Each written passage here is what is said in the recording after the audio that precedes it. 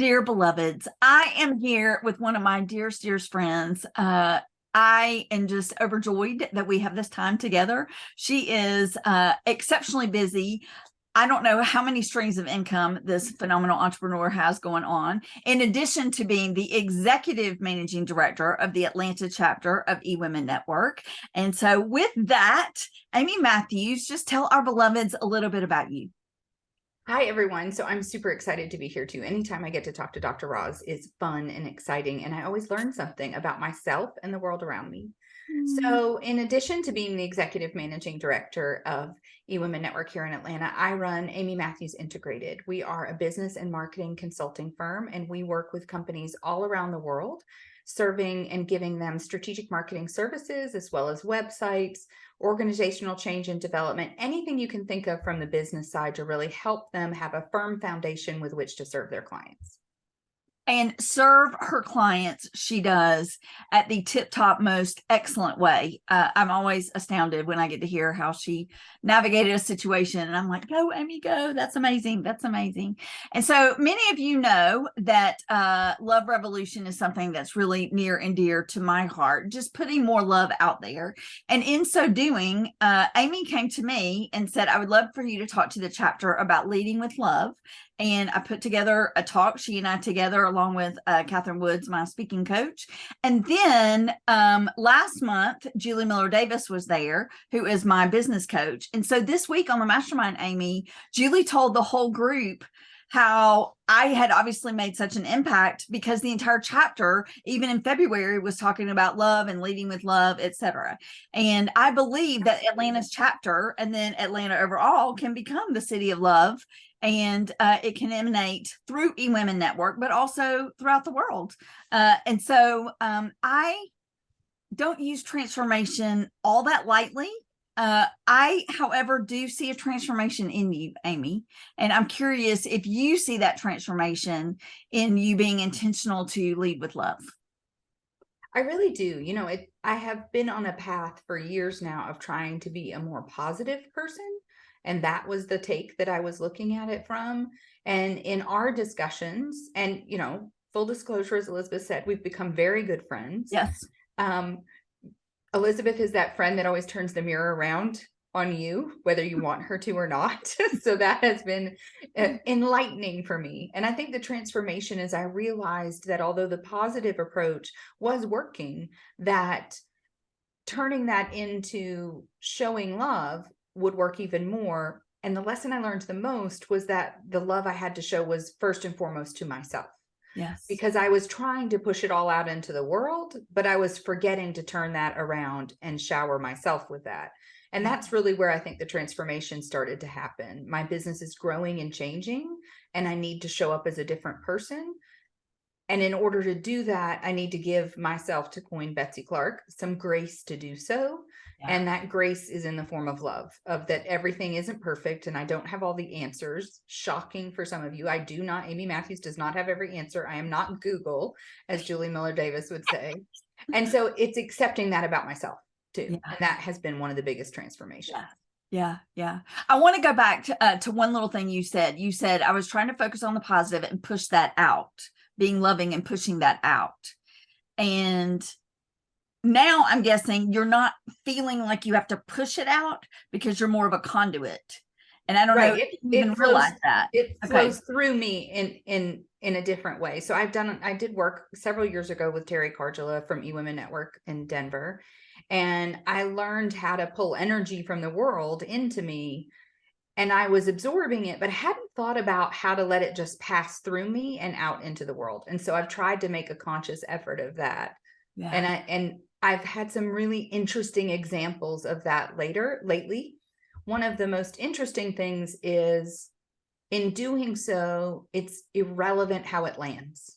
It's all about how it feels going through me. And I hadn't thought of it that way before. Yeah. I thought if I could just push enough of it out there into the world, it would make a difference. But now I see that if I make that difference in myself first, it really, you know, as Sandra Yancey says, I'm not attached to the outcome anymore. Right. And it's exactly enlightening and very freeing. Yes. It's enlightening. It's freeing. And also that goes back to that self-love. You know, Absolutely. one time, and I think I shared this in the talk. I was having a conversation with someone, and they were asking me about a situation with a client, and it was really, really frustrating. And you know, they were just really, really worked up about this consternation, this back and forth. And I said to this person, when you are leading with love, you have to start with yourself. And this person just sobbed. And it was somebody that you wouldn't expect would just sob, which meant that that person was not treating themselves with love. Right. And that self-love cup was a little dry. And so I'm sure you can probably relate to that in a certain way. And that conduit. Absolutely. Yeah. Yeah. Yeah. When I think as women, we so often pour from our cup first, Mm-hmm. and we empty our cup without thinking about filling it up. Mm-hmm. And we often don't let those around us shower that love on us in the same way, out of whatever sense of guilt that drives us. You know, my husband's been trying to get me to stay in bed for the last 3 days and not get up with the family, and something, I just can't do it. I go back to bed after they leave sometimes, but I just can't do it. And I Yeah. think it's the guilt that pulls us up to say, I have to go say bye to my child. I have to do this. I have to do that. Yeah. Because as women, we're just programmed to pour into others, and Yes. we forget to fill our own cup. Yes. Yes. Yes. That's so interesting because honestly, Mr. has been saying that for the last 3 days.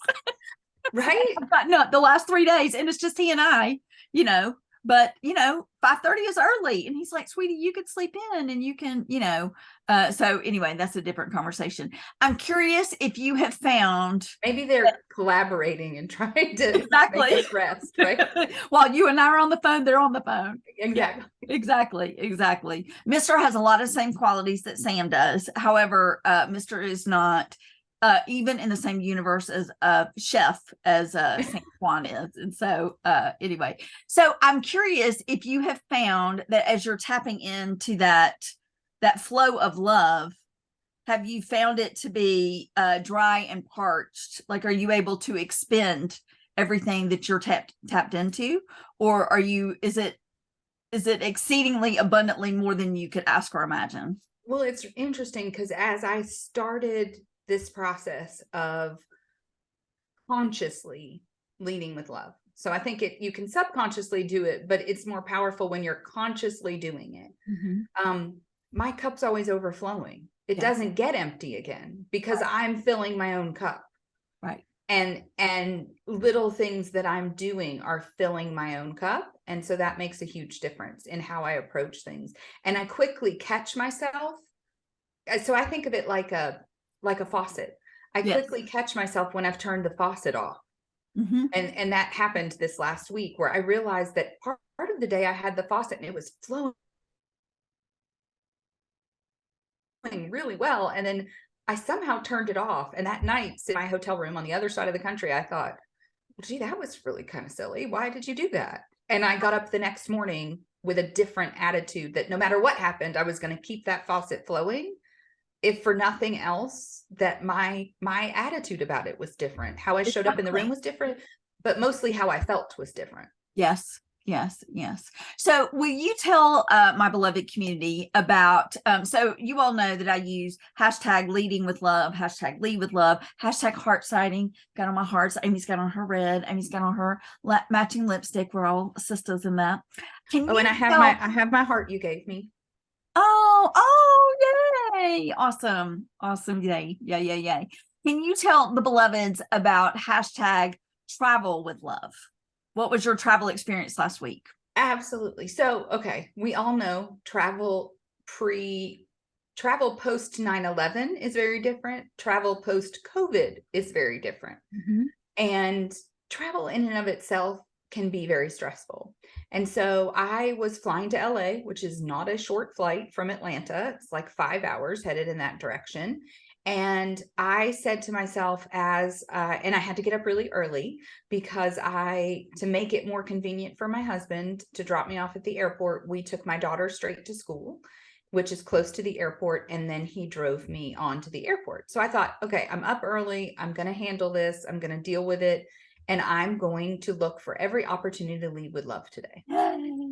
So I went through TSA pre-check and my purse, which I think the pre-check people just wanted to look at my Disney purse repeatedly, because instead of getting annoyed, my bag got selected, and I watched all these people getting angry about it. And I was like, I was there so early, it didn't matter to me. And she pulled it and she said, "Whose is this?" I said, "It's mine." I said, "You just want to look at my cute bag, don't you?" And I got a smile out of her, a TSA agent. And then she said, "Well, it didn't scan." So she sent it back through again. And then she came back and I walked up and she goes, "You can go." I said, "Well, you have a wonderful day." And she looked at me and she smiled. And so I went about my day. I waited to board the airplane. I got on the airplane. I was lucky enough that my client, because it's a long flight, I was flying. I had, nice business class seat, lots of room, lots of perks up there. And I did something else I've never done before, is that I introduced myself to the flight attendant and got her name, Miss Ashley with Delta. She was wonderful. And I think she was so shocked when I asked her name and introduced myself. And we started on our journey, and it was one of the older Delta planes, and my entertainment system didn't work. It was a touch screen, but it really had a mind of its own. So wherever you touched it, it did whatever it wanted to do and not anything that it was supposed to do. And Ashley got really upset about it. She was really concerned. And I thought to myself, it's not that big a deal. Yes, I would have watched a movie, but I'm not going to fret about it. And she came back a couple times. She reset it, didn't work. And then she came back again and she was checking on me. And I had decided to start reading a book, which I'll tell you about in a second, because I actually think the screen didn't work because I was meant to start reading the book. And the universe was telling me, no matter how much I pushed, it's not going to work. We're not going to let it work because you need to read this book. And she came back and she held up her phone and said, "Is this you?" And it was my work email address. I said, "Yes." And she said, "Well, I just put miles in your account because the screen wasn't working." And I said, and she had mentioned something about, "I'll get you miles that I can." And I was just like, "You don't have to do that. It's fine." And I said, "Well, you really didn't have to do that." Well, after she left and we landed, I pulled up my account and realized that she put 15,000 miles in that account. Wow. And Thank you, Ashley. yeah, thank you, Ashley. And I was like, she was just amazing. And of course, this is the one time Delta didn't send me a survey. So I've got to go figure out how to get them feedback without the survey mechanism. And every step I did that. Every step was different. I was checking into a hotel that Elizabeth knows was not my first choice of hotels. And it ended up being a really cute little place. I was really concerned. I had some ankle surgery back in October. This hotel has no elevators. And I was like, how am I going to get my 2 bags and my purse and myself on the second floor, which is where my room was? And I checked in, and this wonderful person, Jules, carried my bag up the stairs for me. Yeah. And I didn't ask. I just said, "You really don't have elevators?" She goes, "No, but I'll help you with your bag." And I have her card, by the way, because she's really a graphic artist, and I'm going to connect her with eWomen out there in California. Excellent. But it was just an amazing experience. And then I went to a meeting with a client I was visiting who is in a high stress situation.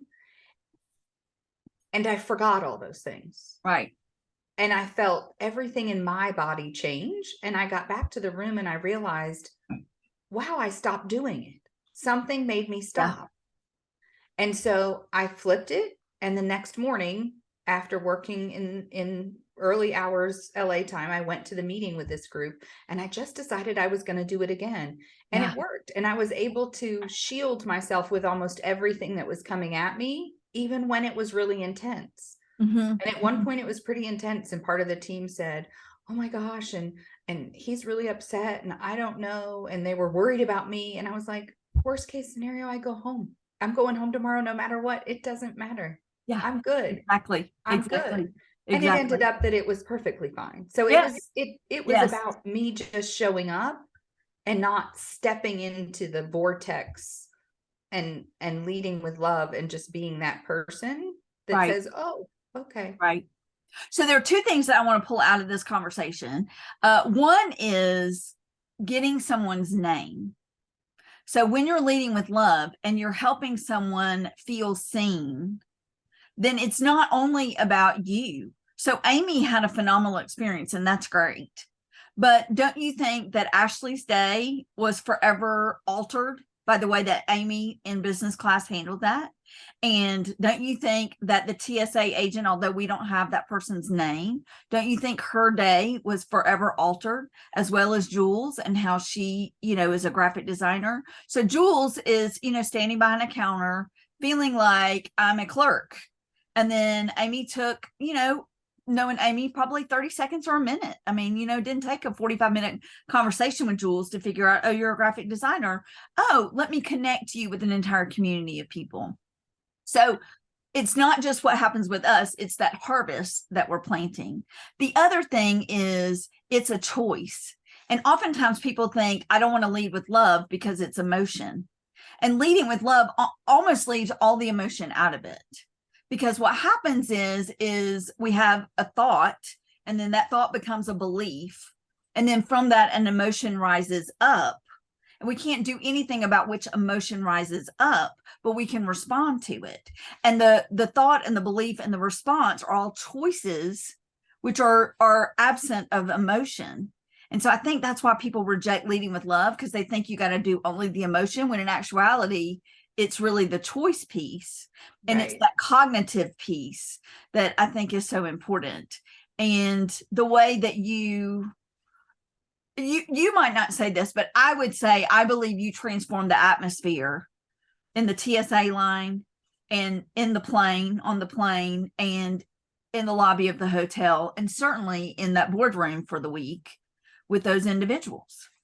It's really interesting because I went to the Sky Club, and Delta allows Sky Club entry for certain things. And Delta is notorious for doing so. And on February 1st, they changed all their rules. And so I showed up and I waited in line. And the man behind the counter was a little gruffly and grumpy and told me that I could not just get in. And I said, okay, well, I have an American Express and it's supposed to be this. He goes, no, well, that price went up February 1st too, but not in a nice way. And I finally, I stopped. I could get upset, but I just said, okay. And I handed my American Express over and I paid the fee because I had all this time. And then right before I left, I had another instance where there wasn't a lot of time and I didn't get to ask a name, but a woman was working clearing items. And the same thing happened when I was getting food. A gentleman was doing food and I said hello to him instead of the people in line. I said hello to the man working, but the woman clearing the table. And it was so funny because the look on her face was so surprised and so excited that I had stopped to talk to her and asked how her day was. But most importantly, I said, thank you for cleaning up those things. They weren't mine. I said, they're not mine. You can take them. And thank you so much for keeping it clean. Yes. And she was shocked that I had acknowledged, because it was obvious that she and the people serving food were invisible to other people. Exactly. Particularly when there's a class differentiation. Right. And oftentimes the people who are in the Sky Club, there's a mindset. And earlier you were saying that you walked into a room and you almost reverted back. And we all have those neural pathways. We all have those expectations of this is proper behavior in the business setting. I remember a good friend of mine saying, when you begin working with X corporation, and it's a large international corporation, you're not going to be able to assign your emails Agape Elizabeth. And I was thinking in my head, oh, watch me. And not only do I do that, but also every single person that I've interacted with, maybe not every single person in that company, but there's a handful of people that I interact with on a regular basis. And I've told every one of them that I love them, and they have responded. Every single one in a business setting. It is. Yeah. People think it's something we can't talk about. Yeah. That we can't be that. Right. And no, I don't throw it around if I don't feel it. If it's not, I can feel lots of things for people. Yeah.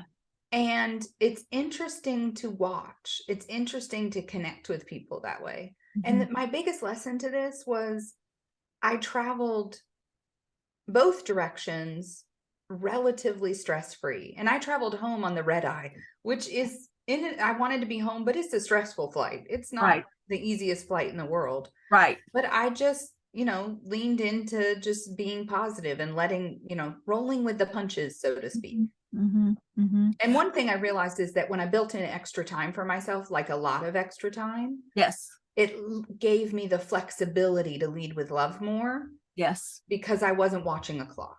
Right. Right. And right. I remembered something my husband has said all the time. There's nothing a little money in 15 minutes can't fix Mm-hmm. in things. So I was trying to build in that. Yeah. Yeah. And think about that. Exactly. Exactly. Yeah. And I do want to also go back to calling people by their name, helping people feel seen. And in my Leading with Love, there's a 2-part package that I put together. And in the pre-work, one of the questions I ask is, what's your favorite restaurant and who is your favorite server? And then the next question is, who in your sphere needs to feel love today, needs to hear love today? And that's important. So when I go to Mary Mac's, I ask for George every single time. And then I found out on Saturday, so when George was our server, he served us on his very first day on the job ever. This was pre-pandemic. Wow. And then when I came back the first time after the pandemic, he walked by and he looked at me and he goes, "Oh, hi." And I said, "Hey." He said, "I waited on you my very first day. I remember you." And I was like, "Yes." Well, then he was doing so well in his graphic design business that he became the marketer for Mary Mac's. Well, Mary Mac's is owned by a corporation, a conglomerate. So he now is the marketing for every single restaurant and entity in that conglomerate. And he's not serving at all. I just found this out on Saturday, but he's still there. And so I ask for him all the time. I know the lady at the front desk, and it's just important for people to feel seen. And Amy, you have always done that, and I think you have taken it to like the next level of people that perhaps you don't know, but they also feel seen. And that's been a beautiful truly transformation to watch. Thank you. Yes. It's interesting. We've had this conversation about names. I have a really hard time with names. I'm not the best sounder outer in the world, and I stumble over names a lot. And I had an instance where it happened just yesterday. Is it yesterday? Yes, Tuesday, not yesterday. And it was really an interesting occurrence because I had to say someone's name, and it could have gone one of two ways. And I fumbled with it. And it was really interesting because I fumbled with it with a smile on my face, and and she could tell I fumbled with it. And she unmuted herself a little while later, and she told me the right way to say her name. And I said, "Thank you so much." And she said, "Oh, it didn't bother me. I could tell you were struggling with it, and I wanted you to know how to say it." Because I had just, instead of acting abrupt about it, I kind of had this look like, okay, I'm giving it a shot. Yes. And seeing if I can come up with it. Yes. And she spells it exactly the same as someone else I know who says it the exact opposite. Yes. Which usually is what throws me off. And then I'm like, I don't know what to say. Yeah. Yeah. Yeah. So, now my mother is excellent at seeing people. That's where I learned it from. And she is not great at names. And so Alexander is her first grandchild, my son, and he calls her Sugar because that's what she calls everybody because she can't remember anybody's name. So it's like, "Oh, hey, Sugar. Oh, hey." So, Amy, you can just develop your own, Sugar or, Honey or Dumpling or Peach, you're from Georgia. "Hello, Peach," whatever. So, yeah. The other thing that was really powerful is this week at the King Center, I was on a Zoom, and it's with an organization that we've been working with on getting them some services and us working together. And every single one of them said the feeling, the atmosphere on this Zoom, and then the words out of your mouth, and then you even type it in your email and you call us family. And that is often what I'll do. "Hey, family. Hey, how are y'all doing?" And understanding that we're all brothers and sisters and that we're all family. So feel free to use that one too, Amy. If you don't know anybody's name, "Hi, sister. Hi, family." Yeah. I love that. So, and y'all and all y'all is very inclusive language. Oh, I did drop that. And that's when I laughed because they kind of looked at me. I was in a room full of LA people and New York people. And I said, "Well, I guess y'all can tell I'm from the South now." Which is more inclusive than you guys. Exactly. And I'm not originally from the South, but y'all is that thing that catches on. So, but I moved here when I was little. So, but still, yeah, there is no better term than y'all. Yes, yes, So yes. Well, I could literally talk to you, my dear sister, for the next hour and a half. However, folks that are watching this interview are probably thinking, okay. So I'm going to stop the interview and just say, Amy, thank you so much for the amazing transformation I have had in my life because of me being with you in your chapter, under your leadership, and as your friend, as the recipient of all the abundance of love that you have poured out on me for the last 3.5 years. And my life is forever altered. My trajectory is forever altered because of the way that you've poured into me. And so thank you so much. my pleasure. Thanks, y'all. See y'all next time. Bye-bye.